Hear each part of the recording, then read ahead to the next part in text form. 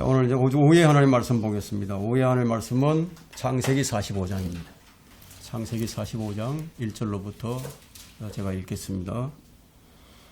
그때 요셉은 자기 곁에 서 있는 모든 자들 앞에서 스스로를 억제하지 못하고 소리질러 모든 사람은 나에게서 물러가라 하니 요셉이 자신을 자기 형제들에게 알리는 동안 그와 함께한 자가 아무도 없더라. 그가 큰 소리로 우니 이집트인들과 파라오의 집이 듣더라. 요셉이 그의 형제들에게 말하기를 나는 요셉이라. 내 아버지가 아직 살아계시니까 하나 그의 형제들은 그에게 대답할 수 없었으니 이는 그들이 그의 면전에서 불안해함이더라. 요셉이 그의 형제들에게 말하기를 내가 당신들에게 부탁하오니 내게 가까이 오소서 하니 그들이 가까이 온지라. 또 그가 말하기를 나는 당신들이 이집트에다 팔았던 당신들의 동생 요셉이니이다. 그러므로 당신들이 나를 이곳에 판 것을 이제는 슬퍼하거나 괴로워하지 마소서. 이는 하나님께서 생명을 보존하시려고 당신들 앞서 나를 보내셨음이니이다.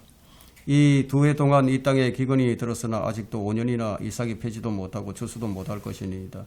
하나님께서는 땅에서 당신들에게 후손을 보존하시고 당신들의 생명을 큰 구원으로 건지시려고 당신들 앞서 나를 보내셨나이다. 그러므로 이제 나를 여기에 보낸 것은 당신들이 아니라 하나님이시니 그분이 나를 파라오에게 아비가 되게 하시고 그의 온 집의 주가 되게 하시며 이 온 이집트 땅의 지리자를 삼으셨나이다. 당신들은 속히 내 아버지께로 올라가서 아버지께 말하기를 아버지의 아들 요셉이 이렇게 말하더이다. 하나님께서 나를 온 이집트의 주로 삼으셨으니 지체하지 말고 내게로 내려오셔서 아버지께서는 고센 땅에 구하소서. 아버지께서는 아버지와 아버지의 자녀들과 아버지의 손자들과 아버지의 양떼와 아버지의 소떼와 아버지의 모든 소유가 나와 가까이 있게 하소서. 기근이 아직도 5년이나 있으니 내가 거기서 아버지를 봉양하리이다. 혹 아버지와 아버지의 가족과 아버지의 모든 소유가 궁핍에 이를까 함이니이다 하더이다. 하소서. 여기까지 보겠습니다. 이 설교 제목을 무엇으로 할까 많은 생각을 해보았습니다. 그 죄의 짐을 풀어주실 때 오는 느낌이 있죠. 그죠? 죄의 짐을 풀어주실 때 오는 느낌이 있고요. 또 하나님을 신뢰하는 그런 믿음이 생기는 이 원리가 있거든요. 그래서 저는 이제 어떤 제목으로 할까 하다가 하나님을 신뢰하는 믿음이 생기는 원리라는 이런 제목을 붙여봤습니다. 여러분 믿음에 감정이 있을까요? 없을까요? 믿음에. 오늘 이 설교를 통해서 여러분들이 좀 많은 것을 이해하게 될 것입니다. 우리 1절을 보게 되면은 새로운 상황 전개가 펼쳐지는 것을 보게 됩니다. 그때 하고요. 그때 요셉은 자기 곁에 서 있는 모든 자들 앞에서 스스로를 억제하지 못하고 소리질러 모든 사람은 나에게서 물러가라 하니 요셉이 자신을 형들에게 알리는 동안 그와 함께한 자가 아무도 없더라. 그가 큰 소리로 우니. 새로운 상황 전개가 일어납니다. 이제 본문의 말씀을 가지고 좀 특별한 방식으로 설교를 하고자 합니다. 그때가 언제인가. 요셉의 형들은 이 정탐꾼의 누명을 쓰게 돼 있어요. 도둑질을 하지 않았는데 또 도둑의 누명까지 쓰는 이런 불행이 계속해서 반복됩니다. 이제 감옥에 갇히고 그들의 입장에서 볼 때는 너무 억울하죠. 억울한 면이 있습니다. 그 이유가 무엇인가요? 왜 그런 일들이 일어나야만 하는 거죠? 이제 그 구체적인 제시가 있게 됩니다.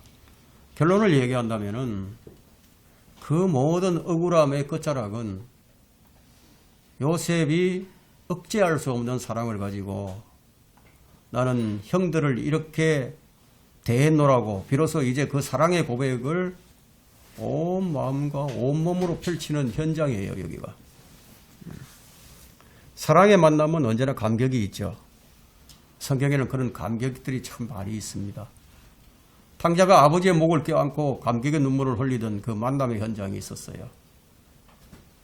또 사마리아 여인이 주님을 만났을 때 그때 느꼈던 그 감동이 있었고, 성경은 주님을 모르던 사람들이 주님을 만났을 때의 감격을 우리에게 보여주고 있습니다. 자, 이 설교자도 역시 무거운 죄의 짐을 지고 신음을 했습니다. 오랫동안 신음을 하다가 어느 날 성경에서 주님을 만났어요. 그 주님께서 나의 무거운 짐을 풀어주시던 그 감격, 그 사랑의 만남은 결코 잊을 수가 없어요. 사람들은 언제 구원받았습니까? 이렇게 물으면은 꼭 그 구원받은 날짜를 꼭 알아야 하느냐고 이렇게 이제 반문하는 사람들도 있어요. 하지만 꼭 알아야 할 필요는 없어요. 그렇지만 주님을 정말 만났다면, 정말 만난 적이 있다면 그 날은 잊을 수 없을 거예요. 왜냐하면 만남에는 사실이 있죠. 만남은 팩트예요. 사실이 있어요. 그 사실이 있고 믿음이 있고 느낌이 있기 때문입니다. 어떤 사람들은 믿음의 감정이 있는가 이렇게 물으면은 선뜻 답을 못합니다. 사실이 뭐냐, 이 사실. 2000년 전에 주님께서 갈보리 십자가에서 우리 죄를 위해서 피를 흘리시고 죄값을 치르신 것은 사실이었어요. 그런데 역사적인 사실이죠. 따라서 믿음이란 뭐냐? 반드시 사실을 근거해서 진행이 되어 갑니다. 팩트 위에 세워진 믿음이라야 하는 거예요. 그래서 믿으라고 말씀하시는 이유는 뭐냐? 하나님께서 이루시고 약속하신 것에 대한 사실을 믿으라는 말씀이지, 사실이 없이 아주 추상적인 것을, 피상적인 것을 믿으라고 말씀하지 않으세요. 그래서 믿음의 전제는요, 하나님께서 어떻게 일을 하셨고 앞으로 또 어떻게 일을 하실 것인가에 대한 확정이에요. 다시 말하면 사실이란 하나님께서 이루신 사실과 또 하나님께서 이루실 그런 사실이 성경에 있고 그것을 개개인이 사실로 받아들이는 것이 바로 믿음입니다. 그래서 하나님께서 이루신 사실에 대한 분명한 개인적인 믿음이 있을 때 그때는 뭐가 온다? 반드시 느낌이 따라온다는 거예요. 어떤 느낌이 오는지 아세요? 사실에 대한 믿음이 생겨요. 사실에 대한 소망이 생겨요. 지금은 외롭고 힘들고 거친 광야 같은 그런 삶이라 할지라도 내일 주님께서 나를 반드시 데리러 오시고 그때 주님께서 내게 상을 주실 것이라는 이 미래에 대한 분명한 사실적인 믿음이 있을 때, 그러면 지금 이 광야 같은 이 길은요 결코 외롭지 않다는 것을 알게 됩니다. 물론 그 전제가 뭐냐면 과거에 주님께서 나를 위해서 이루어 놓으신 그 갈보리에서 이루어 놓으신 사실적인 믿음이 먼저 와야 합니다. 그러면 그 느낌은 어떤 것일까요? 사람마다 다 차이가 있겠죠. 확실한 것은 감동이에요. 감격. 어떻게 나 같은 사람을 구원해 주셨을까? 어떻게 나 같은 사람을? 거기서 넘치는 감사가 나오죠. 거기에서 찬송이 나오는 거예요. 자, 이 찬송가에 나오고 있는 죄짐 맡은 우리 구주 어찌 좋은 친구인지. 이 감동이 없었으면 이런 찬송이 나왔겠습니까? 나 같은 죄인 살리신 주원의 놀라워. 아주 감동적인 표현이죠. 죄의 짐의 무게를 전혀 못 느끼는데, 뭐 그것에 대한 아픔이 없는데, 죄의 짐을 지고도 공고함을 모르는데 어떻게 수고하고 무거운 짐진어들아 다 내게 오라는 주님의 음성에 반응을 할 수 있겠습니까? 반응할 수 없겠죠. 그러면 죄의 무거운 짐을 주님께서 벗겨주실 때 어떤 느낌이 올까요? 어떤 느낌이 와요? 제가 군 생활할 때요, 20km 군장을 합니다.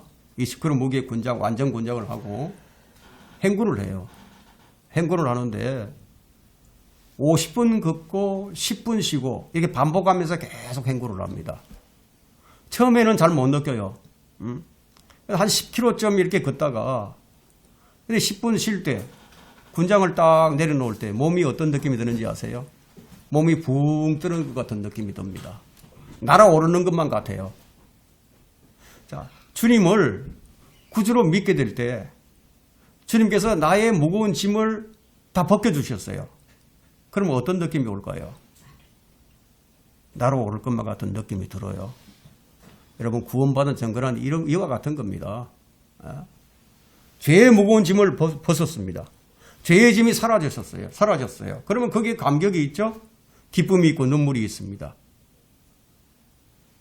모든 사람이 다 울어야 하는 것은 아니지만, 그러나 한 가지 느끼는 것은 그분의 은혜에 대한 감사와 감격이에요. 그분의 사랑에 감격하는 거예요. 말로 다 설명할 수가 없는 이 사랑. 여러분, 요한복음 16장을 보게 되면 하나님께서 세상을 이처럼 사랑하셔서 그의 독생자를 주셨으니 이는 그를 믿는 자들은 누구든지 멸망치 않고 영생을 얻게 하려 하심이라. 이 말씀이 있죠. 그럼 여기에는 사실이 들어있습니다. 2000년 전에 하나님께서 행하신 사실이 있어요. 이 사실을 바탕으로 해서 누구든지 주 예수 그리스도를 믿으면 영생을 얻게 됩니다. 그럼 영생을 얻은 자들은 무엇을 알게 될까요? 영생을 얻었어요. 무엇을 알게 될까요? 그분의 은혜를 알겠죠. 나의 구주 되신 예수 그리스도가 나를 사랑해서 십자가에서 피를 흘려주셨구나. 자, 십자가로 내 마음에 주의 사랑을 확정해 주셨구나. 자, 이걸 이제 알게 됩니다. 우리가 상식적으로 한번 생각을 해봅시다. 사랑하는데 감정이 없다. 사랑하는데 감정이 없다. 사랑을 받고 있는데 느낌이 없다. 사랑하고 사랑을 받는데 감정을 모른다. 그건 사랑이 아니죠. 사랑이 아니에요. 사랑을 하고 사랑을 받게 되면 반드시 느낌이 와요. 느낌이 있어요. 그러니까 주님을 사랑하고 주님의 사랑을 받는 느낌이 있는 사람은 믿음의 사람들처럼 어떤 삶을 살게 될까요? 어떤 고백을 하게 될까요? 반드시 타국인과 순례자라는 고백을 하게 되어 있습니다. 히브리서 11장에 나오는 믿음의 사람들이 있습니다. 그 사람들은 하나님의 사랑을 받았던 사람들이에요. 이 사람들이 모두 이렇게 고백을 했습니다. 히브리서 11장 13절인데요. 이들은 모두 믿음 안에 죽었으나 다 죽었잖아요. 그 사람들이. 모두가 그 약속들을 받은 것은 아니로되 멀리서 그것들을 보았고 확신하고 소중히 간직했으며 또 이 땅 위에서 타국인이요 순례자라고 고백하였느니라. 믿음의 사람들은 이런 고백을 하며 살았습니다. 여러분은 이 말씀을 믿고 있을 거예요. 분명히 믿고 있을 겁니다. 믿음으로 하지 않는 모든 것은 죄가 된다고 말씀했어요. 그런데도 사람들은 죄를 많이 지어서 정죄받는 줄로 생각을 합니다. 사람들은 이렇게 제멋대로 생각을 해요. 그러나 신약 성경은 정죄받는 것이 무엇인지 설명을 해줍니다. 왜 정죄를 받는 것인지. 요한복음 3장 18절을 보게 되면 아들을 믿는 사람은 정죄를 받지 아니하나 믿지 않는 사람은 이미 정죄를 받은 것이라 말씀합니다. 정죄를 받았대요. 믿는 사람은 정죄를 받지 않는다. 그럼 믿지 않는 것이, 하나님의 아들을 믿지 않는 것이 정죄라고 말합니다. 성경에는 많은 기록들이 있어요. 믿음의 기록들이 있어요. 그럼 믿음의 사람들은 비록 그 약속들을 받지는 못했지만 멀리서 그것을 보았어요. 확신을 했습니다. 소중히 마음에 간직을 했어요. 그러면서 이 땅을 사는 동안 나그네와 순례자라고 고백을 했습니다. 여러분들에게 이런 고백이 있습니까? 그리스도인들은 모두 자신들이 타국인이요 순례자인 줄 알아요. 알고는 있어요. 그런데 이 믿음의 고백이 없습니다. 왜 그럴까요? 왜 고백이 없죠? 분명히 아는데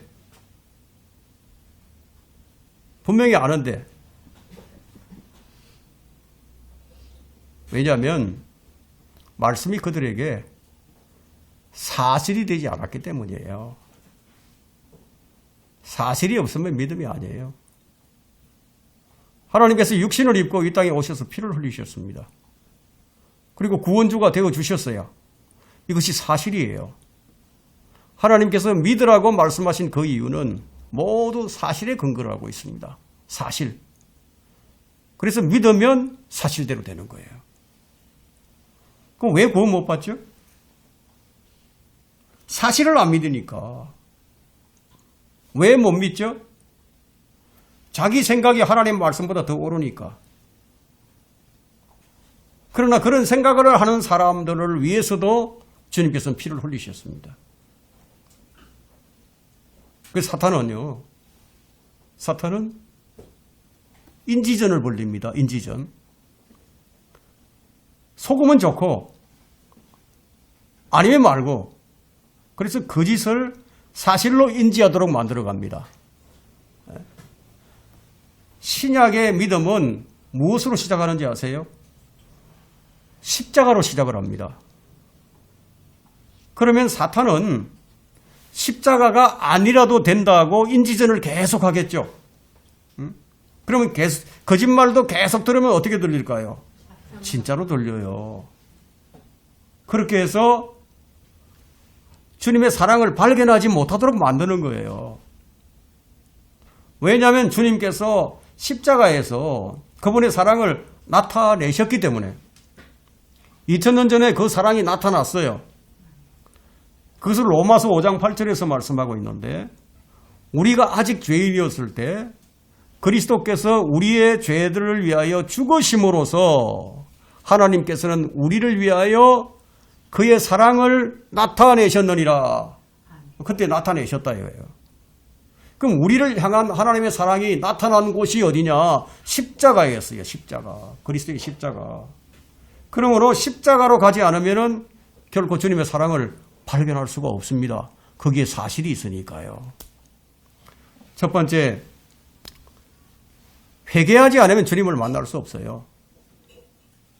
회개를 해야 합니다.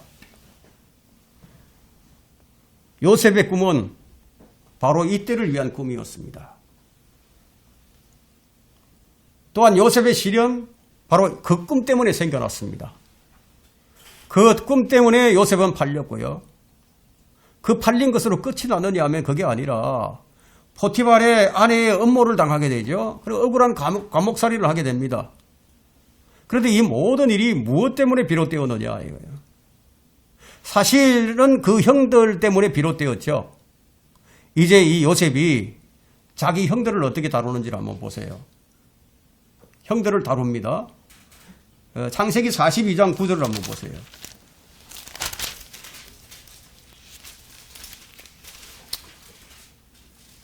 자, 요셉이 자기가 그들에 대하여 꾼 꿈을 기억하며 그들에게 말하기를, 너희는 정탐꾼들이라 이 땅에 실상을 보려고 너희가 왔느니라.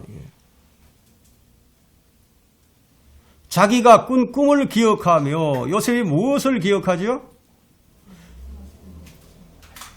자기가 꾼 꿈을 기억한다는 거예요. 꿈을 이루시는 하나님의 섭리를 알아요. 그 꿈이 지금 이루어지기 위해서는 형들은 반드시 무릎을 꿇어야 하고 그 형들이 죄인임을 알아야 합니다. 너희는 정탐꾼이라. 정탐꾼이 아니죠. 근데 정탐꾼이라고 얘기합니다. 너무 억울하죠. 형들이 사실 억울한 거예요. 사람들이 주님을 만나기 전에는 죄인이라는 게 이해가 잘 안 돼요. 가늠한 여인을 붙잡아 왔던 유대인들도 자신들이 죄인임을 몰랐던 것처럼 주님을 만나기 전에는 자신이 죄인임을 잘 몰라요. 창세기 지금 42장 그 14절을 한번 보겠습니다. 또 요셉이 그들에게 말하기를, 내가 너희에게 얘기하여 말하기를 너희는 정탐꾼이라. 그리고 34절을 한번 보세요. 34절. 너희의 막내 아우를 내게로 데려오라. 그리하면 너희가 정탐꾼이 아니고 진실한 자임을 내가 알며 내가 너희 아우를 너희에게 돌려줄 것이며 너희가 이 나라에서 장사하리라. 그 무엇인가가 지금 입증이 되어야 돼요. 입증이 안 되면은 죄인으로 정죄받는 겁니다. 야, 왜 요셉은 이렇게까지 그들을 몰아갈까요? 여러분, 이 성경을, 지금 여기 나오는 이 성경을 그냥 얘기로만 보지 마시고, 지금 요셉을 팔았던 죄를 지금 다루고 있는 거예요. 너희가 날 팔았다, 이거예요. 주님께서 은 30에 팔려서 십자가에 달려 죽으신 것에 대해서 그것이 나와 무슨 상관이 있느냐고. 누가 나를 위해서 죽어달라 그랬냐고. 아니, 왜 그분이 나를 위해서 죽느냐고. 도대체 이해가 안 되죠? 이해가 안 돼요. 세상 사람들은 이해가 안 됩니다. 왜 내 죄 때문에 죽어야 하느냐고. 이게 이해가 안 된단 말이에요. 이게 그들에게는 사실로 오지 않아요. 아무런 감동도 없어요. 감정도 없어요. 여기 대해서. 아무런 느낌도 없어요. 하나님께서 세상을 이처럼 사랑하셔서 그의 독생자를 주셨으니, 아니, 누가 달라고 그랬냐고. 나는 안 줘도 잘 살고 있는데. 여러분, 죄인임을 몰라요. 큰 죄를 지었던, 작은 죄를 지었던, 죄인은 죄인이죠. 죄를 지었으니까. 그죠? 왜 나를 위해서 죽으셨느냐고. 누가 죽어달라고 그랬냐고. 여러분, 이 죄의 문제를 알면요, 여러분 정말 잠을 못 잡니다. 예? 죄의 문제를 알게 되면은 이 밤잠을 못 자요. 밥을 못 먹어요. 정말 죄를 알게 되면. 죄를 즐기니까 죄가 뭔지를 모르죠. 죄의 문제에 한번 딱 붙들려 보세요. 이 죄의 짐이 보통 짐이 아니에요. 그 사람들은 이 죄의 짐이 뭔지를 잘 몰라요. 그 죄의 짐을 안다면 주님께서 그 죄의 짐을 가져간 것도 알게 됩니다. 근데 죄의 짐을 잘 모른단 말이에요. 도무지 사실은 있는데 믿음도 없고 느낌도 없어요. 생각만 하는 거죠. 아, 그런 거구나. 아, 그것이었구나. 아, 이게 죄구나. 이론적이에요. 지극히 이론적이에요. 논리적이죠. 근데 그 죄의 짐이 당신을 영원한 지옥으로 데려가는 것임을 당신이 발견하기 전에는 구원 못 받아요. 주님의 십자가 은혜를 싸구리로 취급해서는 안 돼요. 지금 수많은 사람들이 십자가의 원수들로 행하고 있습니다. 예수 그리스도의 십자가는 모든 사람을 구원할 능력이 있고 그 십자가를 통해서만 구원을 받아요. 그런데 이걸 믿는 자고 하는 자들이 다른 종교에도 구원이 있다. 그러면서 WEA에 가입을 합니다. 그 사람들이 십자가의 원수들이 아니고 누가 원수이겠습니까? 한번 생각해 보세요. 그럼 예수 그리스도의 십자가를 싸구리로 취급해서는 안 된다는 거예요. 자, 이제 형들이 요셉을 판 죄를 어떻게 해결하려고 하는지 한번 보세요. 우리가 이걸 들여다봐야 됩니다. 그걸 해결하려고 엎드려요. 예물을 가져옵니다. 그들이 엎드려서 절하고 귀한 것들을 가져오잖아요. 꿀도 가져오고 아몬드도 가져왔어요. 그러나 그 죄의 문제가 처리되기 전에는 다 쓸데없는 짓입니다. 죄의 문제를 해결하지 아니하고 교회 나와서 헌금을 한다고 충성을 한다고 봉사를 한다고 다 쓸데없는 짓거리를 하는 하나의 모형이에요. 바로 이게 이제 바로 그들의 모형이란 말이에요. 그것들을 가지고 요셉을 볼 수 있다고 생각을 하십니까, 형들이? 그것들을 가지고 자신의 죄의 문제를 해결할 수 있다고 생각하십니까? 그런 부정한 재물들을 가지고 주님을 만날 수 있다고 생각을 하세요? 그 주님은 지금 다른 것을 다루시고 계시는 거예요. 아니, 요셉이 지금 이집트의 치리자인데, 아니, 아몬드가 필요하겠어요? 여러분, 꿀이 필요하겠습니까? 요셉 앞에 이집트 사람들이 다 엎드리는데, 그럼 요셉이, 형들이 와서 엎드린다고 그거 좋아할까요? 그럼 요셉이 지금 여기서 원하는 게 무엇일까요? 죄의 문제 해결입니다. 그들로 죄의 짐을 알게 하려고 요셉은 지금 형들을 지금 몰아갑니다. 예? 주님께서도 우리의 죄의 문제를 이렇게 끌고 가시는 거예요. 그럼 죄의 문제가 해결되지 않으면은 우리가 하나님 앞에 나갈 수 없어요. 그래서 이 요셉은 지금 예수 그리스도의 한 모형으로서 성경의 여러 인물들 가운데서 가장 예수 그리스도를 많이 닮은 사람이에요. 요셉이 지금 그의 얼굴을 지금 보여주기 전에 형들을 아주 철저한 절망으로 이끄는 거예요.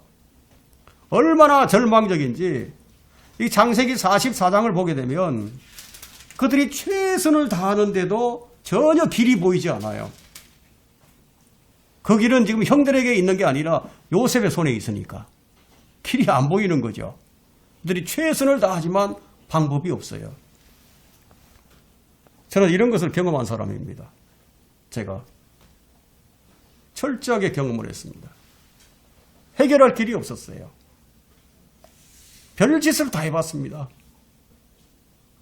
울어도 보고 눈물도 흘려보고, 예? 기도원에 와서 나무를 붙들고 산기도도 해보고 집회도 참여해보고 새벽기도도 다녀보고 별짓을 다 해봤습니다. 해결이 안 되는 게 죄의 문제였습니다. 죄인이 주님의 얼굴을 뵙는 것은 주님의 손에 달려 있어요. 주님 손에. 그러면 그분은 여러분이 죄인으로 드러나기를 원하시는 거예요.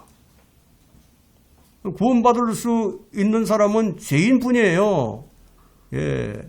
우리 주님은 무엇 때문에 오셨죠? 이 땅에 오신 것이 죄인들을 불러 구원시키기 위해서 오셨단 말이에요. 죄인들을 회개에 이르가리고 이 땅에 오신 거예요. 그럼 형들이 스스로 문제를 해결하려고 하니까 점점 자꾸만 이제 꼬여만 가는 거예요. 그 왜 그럴까요? 그 문제를 누가 시작하시죠?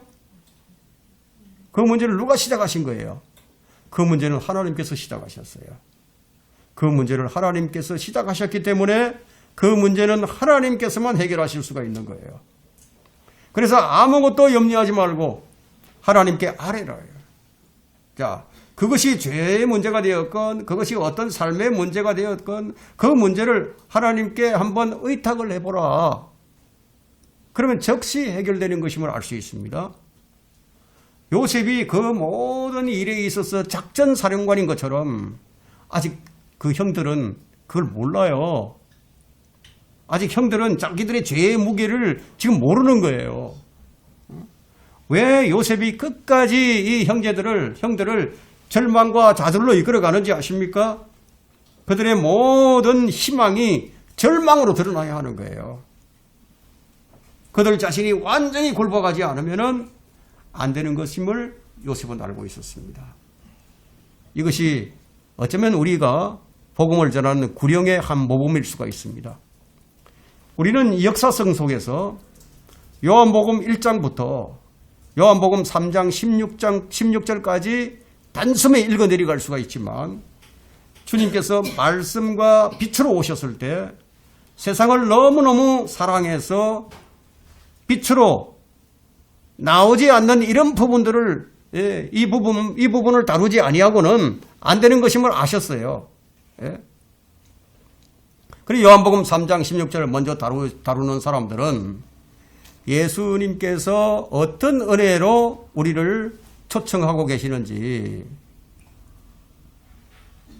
잘 모르는 사람이에요. 요한복음 3장 16절만 딱 가서 거기서만 만나는 사람들은 과정을 잘 몰라요. 여러분, 죄의 문제를 심각하게 여기지 않는 그런 사람은 구원 못 받아요. 요셉이 끝까지 형들을 절망과 좌절로 이끌고 가서 그들이 자신의 죄의 심각성을 발견하게 해서 그들로 죄 용서함을 받게 하기 위함이었습니다. 사랑의 만남, 이 만남에는요 언제나 간격이 있습니다. 두 번째, 사랑의 만남에는 완전한 용서와 화해가 있습니다. 이제 반전이 일어나는데 당신들이 나를 판 것을 이제 슬퍼하거나 괴로워하지 마소서. 반전이 일어났어요. 요셉이 지금 45장 4절과 5절을 봅니다. 요셉이 그의 형제들에게 말하기를 내가 당신들에게 부탁하오니 내게 가까이 오소서 하니 그들이 가까이 온지라. 또 그가 말하기를 나는 당신들이 이집트에다 팔았던 당신들의 동생 요셉이니이다. 5절. 그러므로 당신들이 나를 이곳까지 판 것을 이제는 슬퍼하거나 괴로워하지 마소서. 이는 하나님께서 생명을 보존하시려고 당신들 앞서 나를 보내셨음이니이다. 하나님께서 모든 계획을 다 세우고 계셨습니다. 그럼 왜 슬퍼하거나 왜 아파하는지 아세요? 일 때문이 아니에요. 주님 앞에 서 있지 않기 때문이에요. 주님을 주인으로 모시질 않았기 때문이에요. 그래서 어려운 겁니다. 내가 주인이 되려고 하니까. 주님을 주인으로 인정하면 주님께서 그 문제들을 왜 주셨는지를 알게 해주십니다. 로마서 8장 28절을 보시게 되면요. 우리가 알거니와 하나님을 사랑하는 자들 곧 그분의 목적에 따라 부르심을 받은 사람들에게는 모든 일이 합력하여 선을 이루느니라. 이것이 주의 사랑이었구나. 이렇게 알도록 하신다는 거예요. 여러분의 모든 외적인 일들을 여러분과 함께 주님께 한번 맡겨보세요. 그러면 한 가지 알게 되는 것이 있을 것입니다. 그것이 뭐냐? 주의 사랑입니다. 이 사랑을 성령을 통해서 우리에게 부어주셨다고 말씀하고 있습니다. 풍성히 부어주셨다요. 아무도 끊을 수 없는 주의 사랑을 알게 된다는 겁니다. 그래서 사람들이 문제가 뭐냐면 설교를 들어요. 성경을 읽어요. 근데 그냥 스쳐 지나갑니다. 아이 쇼핑만 하는 거예요. 말씀에서 자기를 못 봐요. 읽어도 들어도 그 말씀이 믿음의 결합이 안 돼요. 10년, 20년, 30년, 40년, 50년 설교 들어도 소용없어요. 말씀이 믿음의 결합이 안 되면 소용이 없어요. 여러분의 모든 공고함과 불안과 모든 문제는 그 일 때문이 아니라 주님께 여러분을 맡기지 못한 것이 그것이 문제예요. 그것이 죄의 문제건 구원의 문제건 그 어떤 문제건 주님 앞에 주님께 여러분 자신을 다 맡기고 옮겨야 된다는 거예요. 그걸 믿으시라는 거예요. 하나님은 우리를 구원하시려고 큰 구원으로 건지시려고 주님을 앞서 보내주셨습니다. 요셉을 지금 이렇게 한 것처럼 뭐라고 얘기하고 있습니까? 7절에서 하나님께서는 땅에서 당신들에게 후손을 보존하시려고 당신들의 생명을 큰 구원으로 건지시려고 당신들을 앞서 나를 보내셨나이다. 이것을 요셉을 통해서 그 형들에게 보여주신 거예요. 자, 교인들이 하나님께서 세상을 이처럼 사랑하셔서 독생자를 주신 것은 믿지만 그것을 믿지만 근데 왜 구원의 확신이 없을까요? 여기 생각해 본 적이 있었어요? 교회 다니는 사람들에게 물어보세요. 하나님께서 세상을 이처럼 사랑하셔서 그의 독생자를 주셨으니 이 구절은 난 믿는다고 다 얘기하죠. 근데 왜 구원의 확신이 없을까요? 주님과의 개인적으로 진정한 만남이 없었어요. 그러면 스쳐 지나가다가 만났든지 먼 발치에서 만났든지 자세히 보면은 이 사람들의 믿음이 천태만상입니다. 왜 그렇죠? 자기들 믿고 싶은 대로 믿으니까요. 하나님께서 인류를 위해 주님을 보내주셨지만 그 주님을 개인적으로 만나기 전에는 결코 문제 해결이 안 돼요. 창세기 45장은 지금 무엇을 말씀하고 있는지 아세요? 여기 보니까 한 사람 한 사람씩 요셉을 개인적으로 만납니다. 요셉은 주님의 모형이라고 말씀드렸죠. 니고데모도 주님께서 그렇게 다루셨습니다. 너는 거듭나야 한다고. 너는 거듭나야 한다고. 여러분, 거듭나는 것도 개인적이에요. 공동으로 거듭나는 거 없어요. 우리는 청정들 속에서 말씀을 듣고 있지만, 근데 말씀은요, 이 개인적으로, 인격 대 인격으로 들으셔야 하는 거예요. 모든 말씀은, 말씀의 적용은 군중적이지 않아요. 개인적입니다. 요셉이 처음에는 형들과 함께 만났어요. 근데 나중에는 개인적으로 만나요. 요셉은 주님의 모형이고 주님은 요셉의 실상이에요. 스가랴 12장 10절에 또 내가 다윗의 집과 예루살렘 거민들 위에 은혜와 간구의 영을 부어주리라. 그러면 그들은 그들이 찔렀던 나를 쳐다볼 것이며 그들이 그를 위하여 애통하리니 마치 어떤 사람이 자기 외아들을 위하여 애통함과 같이 할 것이요.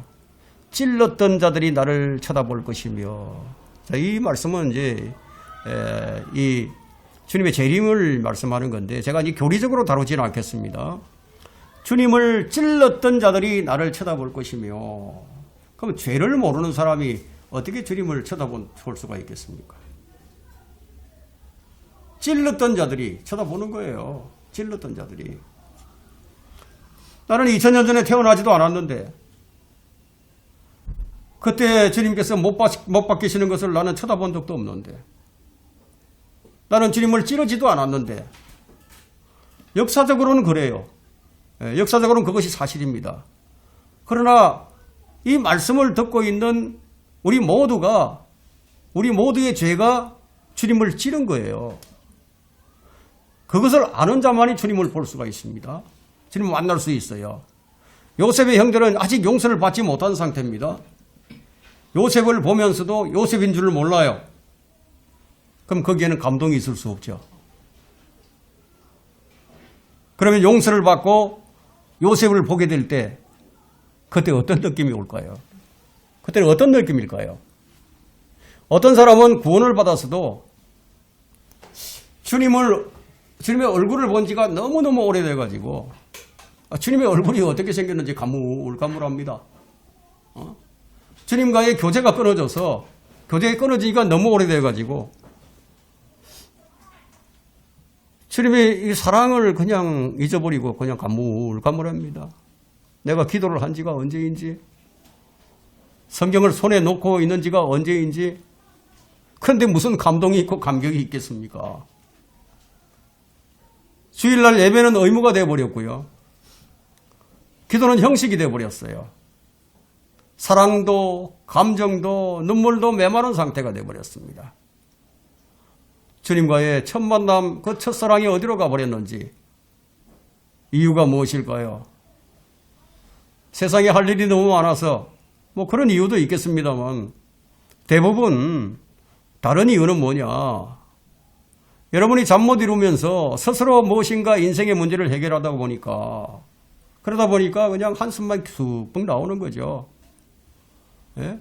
여러분 절망 가운데 좀 더 깊이 들어가 보세요. 사방이 우겨쌈을 당하고 다 막히는 절망 가운데 한번 들어가 보세요. 그때 그 눈이 주님을 보게 될 겁니다. 그때 여러분이 눈을 들었을 때 거기에 주님 한 분이 서 계실 거예요. 요셉의 형들은 이 만남을 통해서 그것을 우리에게 보여줍니다. 사랑의 만남에는 언제나 간격이 있습니다. 세 번째, 주의 사랑으로 마음이 하나 되지 못하면 늘 마음이 불편합니다. 45장 3절을 한번 보세요. 요셉이 그의 형제들에게 말하기를 나는 요셉이라 내 아버지가 아직 살아있나이까 하나 그의 형제들은 그에게 대답할 수 없었으니 이는 그들이 그의 면전에서 불안해합니다. 요셉의 형들이 지금 막 불안해합니다. 요셉의 마음과는 달리 그 형제들의 마음이 요셉과 하나가 되지 않았어요. 지금 요셉의 뜨거운 사랑을 아직 형제들은 몰라요. 형들은. 어쩌면 요셉이 20년 동안 형제들을 그리워했던 그 절실함보다도 지금 이 형들과 만나는 이 짧은 이 순간이 더 힘들었는지도 모릅니다. 요셉이 지금 형제들을 보고 있는데 형들은 요셉의 뜨거운 마음을 몰라요. 이건 이 사람들이 그리스도의 십자가의 사랑을 모르는 것과 똑같습니다. 주님은 애타게 기다리고 있는데 사람들은 모르는 거예요. 그 요셉은 나는 너희들을 용서했다. 형들을 용서했다. 근데 형제들은 불안해합니다. 아직도 요셉의 마음을 알지를 못해요. 지금 요셉을 만났어요. 근데 요셉을 만났는데도 요셉과 하나가 못 됩니다. 요셉의 마음과 왜 하나 되지 못하고 있죠? 이처럼 아직도 주님의 사랑을 그의 마음의 가운데 확정하지 못하는 자가 있다는 겁니다. 구원받지 못한 자들은 이제 이 말씀을 듣고 주님을 만나야 되겠죠. 구원받았어도 주님의 마음과 하나 되지 못한 사람들은 자, 이 말씀을 잘 묵상을 해야 됩니다. 왜 이 형제들이 요셉의 마음과 하나됨을 경험하지 못하는 것인가? 이 형제들은 요셉에게 저지른 죄를 이제 생각을 합니다. 내가 동생을 팔았다. 내가 동생을 팔았었다. 과거에 지금 탁 매달려 있는 거예요. 또 뭐를 생각을 하고 있죠? 지금 요셉은 총리예요, 총리. 뭘 두려워하죠? 죽음을 두려워하는 거예요. 뭘 또 생각을 하죠? 상황과 현실을 지금 탁 생각을 하는 거예요. 혹시 내게 원수를 갚으면 어떡할까? 불안해져. 상황이 어떻게 전개될까? 형들이 지금 불안한 거예요. 요셉의 사랑은 상황과는 무관합니다. 요셉은 지금 그래요. 예. 당신들이 내게 어떻게 했든지 간에 지금 내가 총리의 위치에 있든 아니든 그게 문제가 아니다. 당신들과 나는 한 아버지의 아들들로서 하나다. 근데 왜 불안해하는지 아십니까? 왜 근심하는지 아세요? 아직 요셉을 믿지 못해요. 믿지 못합니다.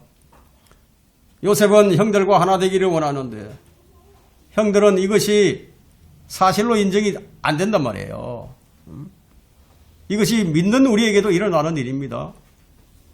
주님과 마음이 일치한다면 그때 우리 주님이 내 안에 내가 지금 주님 안에 이렇게 있음을 알게 된다는 겁니다. 그런데 상황은 잘 보는데 주님은 마음을 못 봐요. 이게 어리석은 사람들의 전형이죠. 상황은 잘 봐요. 마음은 볼 줄 모른다 이거예요. 제 용서함도 받고 주님과 하나가 되었는데 그런데 주님과 마음이 하나 되지 못하면 그때 일어나는 상황은 다른 것을 의지하게 된다는 거예요. 우리 주님은 다른 걸 의지하는 걸 매우 싫어하십니다. 사랑하는 자가 누군가 다른 것을 사랑하게 되면 얼마나 싫겠습니까? 질투하시는 하나님이시거든요. 열왕기야 18장 28절에 이제 보라 네가 상한 갈 때 이집트를 의지하는도다. 마땅히 이스라엘 백성들은 하나님께서 택하신 백성이니까 하나님을 의지해야 되는데 근데 상한 갈 때 지팡이 이집트를 의지한다는 거예요. 만일 어떤 사람이 그것에 의지하면 그것이 그 사람의 손에 들어가 찌르리니 이집트와 자기를 의지하는 모든 사람에게 그와 같이 하리라. 이스라엘 왕들이 이집트를 의지해요. 이 말씀은 의지하는 그것이 결국은 자기 자신을 찌르게 된다는 그 말씀이에요. 그 상한 갈 때가 뭐냐? 그건 여러분의 지식일 수도 있고 여러분의 재물일 수도 있고요. 하나님 외에 다른 모든 의지하는 것들은 모두가 다 상한 갈 때예요. 그건 금방 뽑힐 것들입니다. 요셉은 분명히 형들과 함께 얼굴을 지금 마주하고 있는데 근데 마음은 지금 하나 되지 못해요. 여러분들이 지금 여기 와서 주님께 경배를 드리고 있지만 주님과 마음이 하나 되지 못할 수도 있어요. 하나 된다는 게 뭔지 아십니까? 여러분, 하나 된다는 것은 친밀성이에요. 관계성입니다. 아주 친밀하게 교제하는 거예요. 얼굴을 마주 대하고 있는데 그런데 왜 그렇게 서먹서먹하죠? 그러니까 요셉이 지금 뭐라고 얘기합니까? 이제 부탁을 한다고. 제발 내 마음을 지금 받아달라고 지금 사정을 하는 거예요. 여러분, 사랑은 억지가 아니잖아요. 지금 요셉은 총리의 위치에 있는데 그 목적을 이룰 힘이 없을까요? 자, 한번 보세요. 하나님께서 세상을 사랑하셔서 이처럼 사랑하셔서 요한복음 3장 16절 말씀인데 그러면 하나님께서 사랑하게 하실 수 없을까요? 사랑하게 하실 수 있죠. 근데 사랑은 뭐예요? 강요가 아니잖아요. 사랑은 그 상대가 사랑에 반응하는 거예요. 그래서 요셉은 사랑하지만 부탁한다. 왜냐하면 사랑은 온유한 것이고 사랑은 오래 참는 것이고 이유가 뭐냐 하면 사랑은 목적이 아니기 때문에 그렇습니다. 사랑은 목적이 아니에요. 사랑하는 그 순간이 가장 숭고하고 아름답기에 요셉은 20년 동안 헤어져 있던 시간보다도 지금 그 마음을 나눌 수 없는 현장이 너무 마음이 아픈 거예요. 자기 사랑이 지금 거부되고 있잖아요. 이것은 우리를 향한 주님의 마음이에요. 우리는 요셉에게서 주님의 마음을 읽어야 합니다. 우리의 바로 이런 태도 때문에 우리 주님께서 슬퍼하신다는 것을 우리는 요셉의 형들처럼 얼마나 우리 주님의 마음을 애태우는지를 한번 생각을 해봐야 됩니다. 3절에 보니까 이는 그 형제들이 요셉의 면전에서 불안해함이더라. 아직도 상황 파악이 잘 안 되고 있는 거예요. 그러나 요셉이 형제들에게 무엇을 알려주죠? 자, 이제 당신들이 나를 이곳에 판 것을 이제는 슬퍼하지 마소서. 이는 하나님께서 생명을 보존하시리고 당신들 앞서 나를 보내셨습니다. 이 상황을 이제 알려주는 거예요. 앞으로 일어날 일에 대해서도 다 알려줍니다. 그리고 지금까지 일어났던 일들이 우연이 아니었다. 하나님의 계획이었다. 그러니까 죄책감에 괴로워하는 형들의 그 죄들을 용서했다는 그 확정을 심어주는 거예요. 그런 확정이 형들에게 생기자 어떤 일이 일어나게 됩니까? 놀라운 이제 광경이 일어납니다. 그것이 15절이에요. 15절 한번 보세요. 또 그가 그의 모든 형들과도 입맞추며 안고 울더라. 그제야 그의 형들이 그와 얘기하더라. 주님과의 만남은 이런 감동적인 일들이 일어난다는 거예요. 저는 우리 모두에게 이런 감동적인 일이 계속 지속이 되었으면 좋겠습니다. 주님은 우리에게 이처럼 안심을 시켜주시는데도 불구하고 여전히 불안과 근심에 사로잡혀서 사는 것은 무엇 때문입니까? 자꾸 상황만 보고 판단을 하는 거예요. 빌립보서 4장 6절에는 아무것도 염려하지 말고 다만 모든 일에 기도와 간구로 너희 구하는 것들을 감사함으로 하나님께 알려지게 하라고 이런 말씀을 주셨는데도 불구하고 눈에 보이는 것만 지금 상황에만 급급히 하고 있다 이거예요. 말씀은 붙들지 못하고 이게 상황만 자꾸 보게 되니까 주님을 못 본다 이거예요. 볼 수가 없어요. 모든 것을 주님께 맡기게 됩니다. 모든 것을 주님께 다 옮겨버리면 그럼 주님께서 그 책임을 감당해 주실까요? 안 해 주실까요? 책임을 지 주신다는 거예요. 왜? 그분은 주님이시니까. 나의 주시니까. 주라는 것은 주인이라는 것이죠. 그럼 주인이 다 책임지는 거예요. 그래서 우리가 주라고 고백하는 이유는 단순한 고백이 아닙니다. 엄청난 은혜와 선물과 복이에요. 복. 그분께 내 자신을 다 맡겼잖아요. 그럼 우리의 염려와 고통, 또 번민하고 고통이나 또 번민을 하고 있다면 그거는 주님께 못 맡긴 거죠. 그러면 뭐예요? 내가 주인으로 있는 거죠. 그 짐을 내가 지고 가려고 하는 거죠. 주님께서는 다 맡기라고 얘기하는데, 결론적으로 주님과 사랑으로 마음이 하나 된 사람은 이제 주님으로부터 부탁을 받게 됩니다. 주님이 이제 부탁을 하는 거예요. 그것이 창세기 45장 9절이에요. 당신들은 속히 내 아버지께로 올라가서 아버지께 말하기를 아버지의 아들 요셉이 이렇게 말하더이다.